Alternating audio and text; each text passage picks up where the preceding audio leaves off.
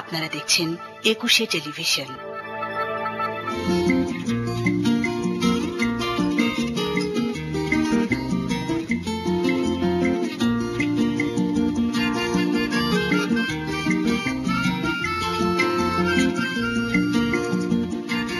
প্রিয় দর্শক, একুশে টেলিভিশনের প্রতিদিনের সরাসরি সম্প্রচারিত অনুষ্ঠান একুশে দুপুরে সবাইকে আমন্ত্রণ ও শুভেচ্ছা আপনাদেরকেও যারা দেশের বাইরে বসে একুশে দুপুর দেখছেন। প্রিয় দর্শক, আজ আমাদের সাথে গল্প স্বল্প পর্বে অতিথি হিসেবে উপস্থিত থাকবেন তথ্যচিত্র নির্মাতা ও পর্যটক টিঙ্কু চৌধুরী। আর অনুষ্ঠানের পুরো সময় জুড়ে আপনাদের সঙ্গে আছি আমি আরিফা আক্তার নিপা।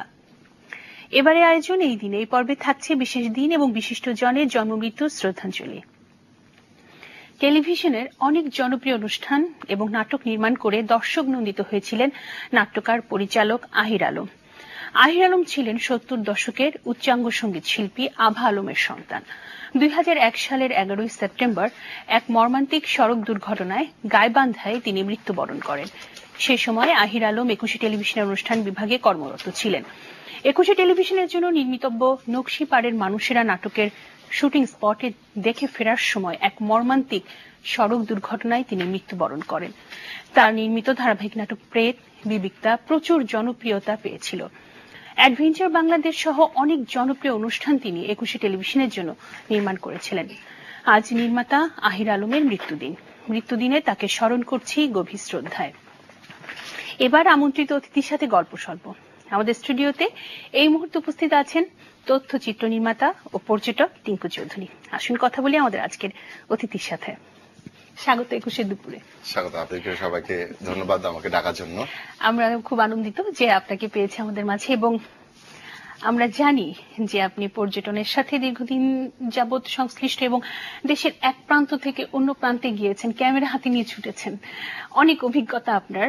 তো শুরুতেই জানতে চাচ্ছি যে বাংলাদেশের পার্সপেক্টিভে বলবেন যে বাংলাদেশের পর্যটন শিল্পে এখন কি অবস্থা, কোথায় আছে বাংলাদেশের পর্যটন শিল্প?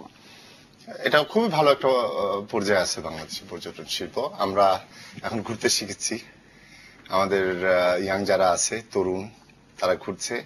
আজ থেকে ১০-১২ বছর আগেকার যে চিত্র ছিল সেটা এখন পুরাই পাল্টে গেছে। আচ্ছা, তো আমরা জানি যে অনেক সম্ভাবনা আছে, তবে আপনার যেহেতু অভিজ্ঞতার ভান্ডার অনেক বড়, আপনার কাছ থেকে শুনতে যাচ্ছি সেই সম্ভাবনাগুলো আসলে কি রকম? বাংলাদেশে সম্ভাবনার শেষ নেই। বাংলাদেশটা পর্যটনের জন্য একটা খনি। আমাদের সেটা উপস্থাপন করার একটু এই দিকটা একটু দেখতে হবে। আমাদের কোনো কিছু দেখাতে হলে সেটাকে উপস্থাপন করতে হবে। যেমন সম্ভাবনার কথা যদি বলি, আমরা সবাই বলবো যে আমাদের কক্সবাজার আছে, আমাদের সুন্দরবন আছে, কিন্তু আমাদের ধানের ক্ষেত আছে, সবুজ ধানের ক্ষেত আছে। এই ধানের ক্ষেত যখন আমাদের এই সময়টা বাংলাদেশ দেখতে কেমন, আমাদের সিজন ভিত্তিক বাংলাদেশে পর্যটন হতে পারে। পর্যটন আসলে দিক শেষ করা যাবে না। বাংলাদেশের যে এত সম্ভাবনা, এটা শেষ করা যাবে না। শুধু আমাদেরকে সাজিয়ে গুছিয়ে এটা সবার সামনে একটু উপস্থাপন করা, সাজিয়ে গুছিয়ে উপস্থাপন করা। তার মানে আপনি কি বলতে চাচ্ছেন সেইভাবে কি উপস্থাপিত হচ্ছে না আমাদের পর্যটন এলাকাগুলো? আসলে পর্যটন শিল্প বলি যাই বলি, এটা একটা ব্যবসা। আপনি এটার জন্য টাকা খরচ করছেন, বিনিময়ে কিন্তু আপনি যেমন দোকানে গেলে আপনি টাকা দিলে কিছু একটা পাচ্ছেন, পণ্য পাচ্ছেন, শাড়ি পাচ্ছেন, গহনা পাচ্ছেন বা এনিথিং পাচ্ছেন, টাকা দিলে পাচ্ছেন। পর্যটনে কিন্তু আপনি তা পাচ্ছেন না। আপনি যেটা পাচ্ছেন সেটা হচ্ছে স্যাটিসফ্যাকশন।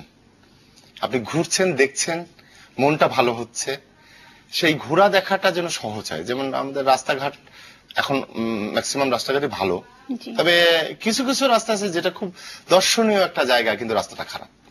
যেতেই মনে করেন আপনার সময় লেগে যাচ্ছে অনেক। তারপর ওখানে যাওয়ার পরে থাকার জন্য যে পরিমাণ টাকা খরচ করতেছে বা খাওয়ার জন্য, এটা আনএক্সপেক্টেড। সো আবার দেখার জায়গাটায় এমন ভাবে রেখেছে, এটা পরিষ্কার পরিচ্ছন্ন না। একটা গাড়ি নিয়ে গেলে সেটা রাখার জায়গা হচ্ছে না। মানে সামগ্রিক ভাবে এটাকে আরেকটু ঢেলে সাজিয়ে সুন্দর করে উপস্থাপন করলেই, মানে আরেকটু জিনিসটা আরেকটু সিকিউর করে দিলেই যে হ্যাঁ আমি ওখানে যাব, আমার গাইড পাবো, সবকিছু হাতের কাছে পাচ্ছি, আর একটু সহজ হয়ে গেলে মনে করেন যে আমাদের সব হয়ে গেল। একটু আগে আলোচনা হচ্ছিল যে তিনটা জিনিস খুব প্রয়োজন পর্যটন শিল্পের ক্ষেত্রে: অবকাঠামোগত উন্নয়ন, প্রচার এবং প্রশিক্ষণ। তো এই তিনটা দিক যদি আপনাকে বিশ্লেষণ করতে বলা হয়, আসলে কি বাংলাদেশ এই তিনটা দিকে কতটুকু গুরুত্ব দিচ্ছে? এই তিনটা দিকটা আসলে এখন আমাদের এই জায়গায় অনেকখানি ফাঁকা রয়ে গেছে। যেমন কাঠামোগত উন্নয়নের কথা যদি বলি, সরকারিভাবে অবশ্যই তারা চেষ্টা করছে, পর্যটন নিয়ে যারা আছেন সরকারি যে সমস্ত সংস্থাগুলো আছেন, কিন্তু বাস্তব চিত্র কিন্তু ভিন্ন। আমরা যেহেতু ঘুরি, সেই মতো অবস্থায় আপনি থাকার ব্যবস্থা যেটা আমরা চাই, একটা জায়গায় গেলে ঠিক মতো দেখার ব্যবস্থা, রাস্তাঘাটের ব্যবস্থা, পর্যটন নীতিমালা এবং সেটা বাস্তবায়ন, এরকম কয়েকটা দিক আছে যেগুলো আপনার অবকাঠামো আসলে তো এক কথায় বোঝানো যাবে না, এটা অনেক দিকে আছে, অনেক দিকে। আপনি টাকা ভাগাবেন কোথায়, বেশিরা যদি আসে তারা টাকা ভাঙাবে কোথায়, কিভাবে দেখবে, সমস্ত দিকটা আসলে একটা প্ল্যান থাকে। এটাকে আমরা অবকাঠামো বলছি আর কি। প্ল্যানটা সঠিক মতো থাকবে।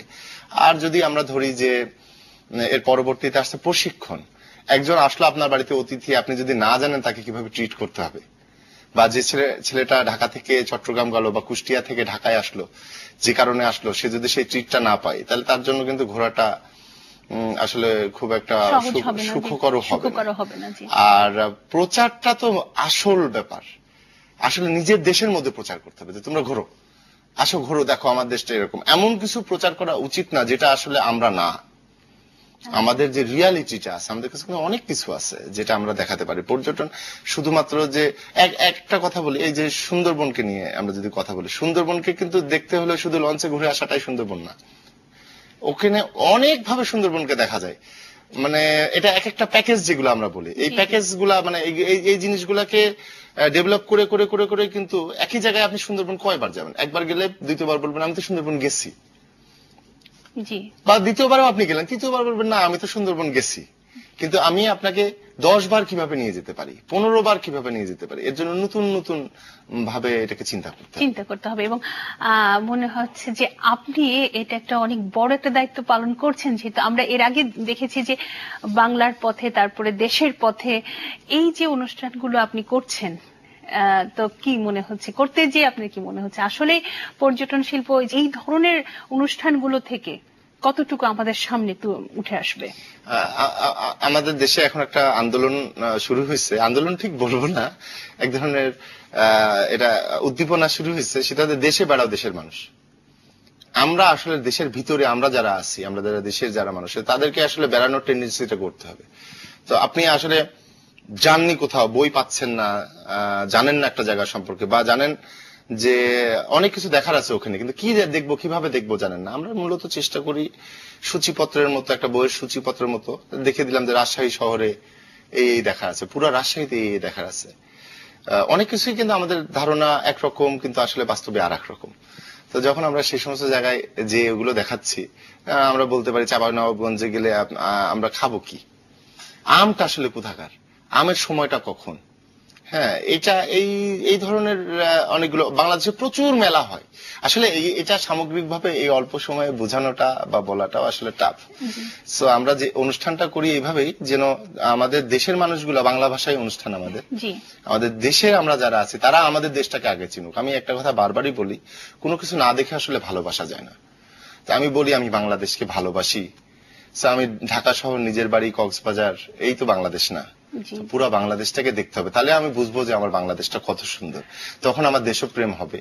আমি এই দেশটার কি কি সমস্যা আছে বা কি কি সুবিধা আছে, বা আর একটু কি করলে আমার কি করার আছে, আমি কোন জায়গায় কোনটুকু আমার দায়িত্ব, মানে আমার বলতে আর কি আমাদের সবার, তারা তাদের নিজের মতো দায়িত্বগুলো বেছে নিতে পারে, সেভাবে তারা কাজ করতে পারে। আসলে পর্যটনটা কিন্তু সামগ্রিক একটা ব্যাপার, অবশ্যই। মানে একটা যারা পর্যটন শিল্প নিয়ে যারা কাজ করছে শুধু তারাই করবে কাজটা, আর বাকি মানুষগুলা এটার থেকে জোসটা নেবে, এরকম কিন্তু না। সবাই মিলে এটা একটা দেশের পর্যটন, মানে পুরা দেশটাই পর্যটনের, শুধু একটা জায়গা এটুকু পর্যটন আসলে সেটা হবে না বা হয়ও না। আমাদের সুন্দরবন, আমাদের নীলগিরি, আমাদের কক্সবাজার, সেন্ট মার্টিন অসাধারণ জায়গা। বিদেশি পর্যটকরাও অনেক এই জায়গাগুলো দেখে এখানে আসেন, তারা অনেক আগ্রহ বোধ করেন। বিদেশি পর্যটকদের ক্ষেত্রে আপনি যদি জানতে চাই যে তারা কি ভাবছে আসলে এই মুহূর্তে? আসলে বিদেশি পর্যটকরা কি ভাবে তা তাদের কাছ থেকে শোনা আমাদের উচিত। তো আমি যেটা মনে করবো যে বিদেশ থেকে আসতে হলে আমাদের কি দরকার, আমাদের দরকার ভিসা। যার যে আসছে তার দরকার ভিসা। ভিসা থেকে শুরু করে দেশে দেখে আবার সে এয়ারপোর্ট দিয়ে ফিরে গেল, এইটা কিন্তু তার জন্য সবচেয়ে ইম্পর্টেন্ট একটা বিষয়।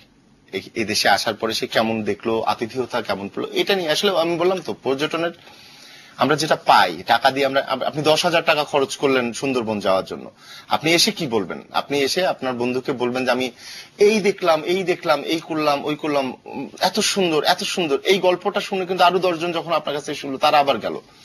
যদি এই জিনিসটা যদি আপনি এসে না গল্প করার মতো যদি কিছু না পান, না আমি এরকম এই সমস্যা এই করলো, ওটা দেখানোর কথা ছিল, চরে আটকে গেলাম, অনেক ধরনের আপনি যদি সমস্যা বলতে থাকেন তাহলে তো মানুষ আর যাবে না। সো একজন বিদেশি যখন আসছে আমাদেরকে এটা কনফার্ম করতে হবে সে যেন এ দেশ থেকে যাওয়ার পরে তার কমিউনিটিতে বা তার হাতের লেখায় সে যেন সত্যিকারের এই দেশটা সম্পর্কে সত্যিকারের তার এক্সপিরিয়েন্সটা লিখতে পারে এবং সেটা যেন সুখকর এক্সপিরিয়েন্স হয়।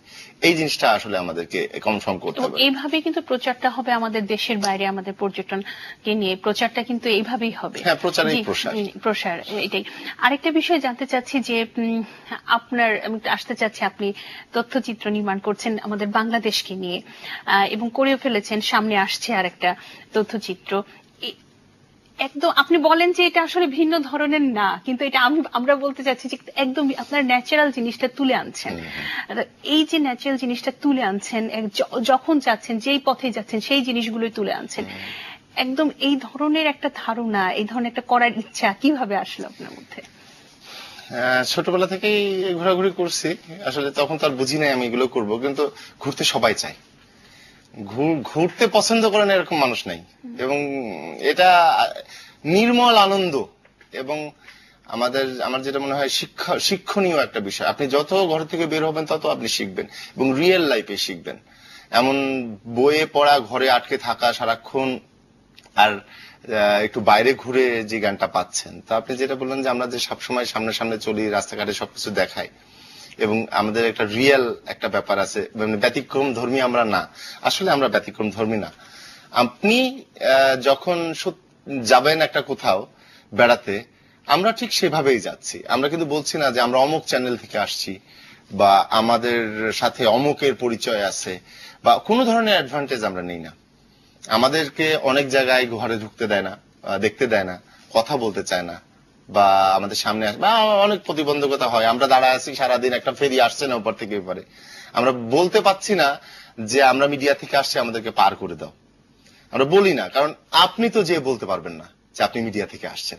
সো ওইখানে যে আমাদের যদি কোনো সাফারিং থাকে সেটা আমরা দেখাই, ওখানে যদি আমাদের খুব আদরীয় যেটা আছে, আদর করছে আমাদেরকে, সেটাও আমরা দেখাই। আমরা এমনও পেয়েছি যে আমরা যাচ্ছি কোন একটা পাহাড়ে যাচ্ছি, তা আমরা এক জায়গায় বসছি কিছু খাওয়া দাওয়া করতে, ওখানে একটা লোকে বা একটু রেস্ট নিতে বসছি, ওখানে একজন কেউ হয়তো আমাদের কাছে কথাটা শুনলো। এটা রিসেন্ট হয়েছে এই ঘটনাটা, এটা আমি বলছি কারণ আমার কাছে এরকম ঘটনা আগে হচ্ছে, বাট এই রিসেন্ট আমার কাছে মনে হয়েছে যেটা বলতে ভালো লাগে যে বাংলাদেশটা আসলে এরকম। তো সেই লোকটা টের পেয়েছে যে আমাদের কাছে কোনো খাবার নেই, আমরা ওখানে রেস্ট নিচ্ছিলাম রোদের মধ্যে বসে দুপুরবেলা। তো দেখলাম যে লোকটা হেঁটে চলে গেল এবং আমরা একটা পাহাড় বাইবো, 2-3টা পাহাড় পার হবো, এটা সীতাকুণ্ডের ঘটনা। তো আমরা একটা ধান ক্ষেত পার হয়ে ঝিরিতে নামলাম, দেখি লোকটা দাঁড়ায় আছে, এই আগায় আসছে, হাতে 4টা শসা, আমরা 4 জন ছিলাম আর কি, হাঁটছিলাম। সে আমাদেরকে 4টা শসা দিয়ে বলছে যে আমার শসার বাগান আছে, আপনাদের তো মনে হয় সঙ্গে কিছু নাই, এটা 4টা নিয়ে যান, আপনারা রাস্তায় খাবেন। এইটাই বাংলাদেশ, এইটাই তো বাংলাদেশ, এইটাই বাংলাদেশ। এইটা দেখতে আসলে কিন্তু আমরা যাই, আমরা কিন্তু এইটা দেখতে, আমরা তো ইটকাঠের ঘরে থাকি, আমরা একটু বেড়াতে যাই কেন? মানসিক প্রশান্তির জন্য। আমাদের যে কাজের যে লোড, আমরা যারা কাজকর্ম করছি বা যারা ইয়াং আছে তারা নতুন কিছু এক্সপ্লোর করতে চায়, তারা ইন এ সেন্স বেড়ালে কিন্তু নিজেকে হিরো মনে হয়।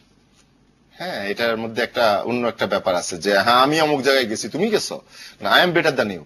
হ্যাঁ অবশ্যই তুমি বেটার দ্যান আর একজনের থেকে, তুমি অবশ্যই বেটার, কারণ তুমি ঘুরেছো, তুমি দেখেছো, তোমার মধ্যে ওই জিনিসটা ঢুকে গেছে, তুমি একদম প্রকৃতি থেকে শিখলে, একদম এটা বইয়ের সঙ্গে সঙ্গে তুমি ওটাও দেখলে। সো এটা তো বলাই যায় যে এরকম অনেক মানুষ আছে তাদের মধ্যে যে দেখা হয় নাই চক্ষু মিলিয়া, ঘর হতে 2 পা ফেলিয়া, একটি ধানের শীষের উপর একটি শিশির বিন্দু, এরকম অনেকেই আছে। কিন্তু এই যে আপনি তুলে নিয়ে আসছেন বাংলার পথে প্রান্তরে বিস্তীর্ণ ফসলের মাঠ, নিরীহ কৃষক, তাদের আন্তরিকতা, সত্যি এটা আসলে আপনার সাধুবাদ পাওয়ার আপনাদের উচিত এবং সবাই আমরা আপনাদেরকে অসংখ্য ধন্যবাদ জানাচ্ছি।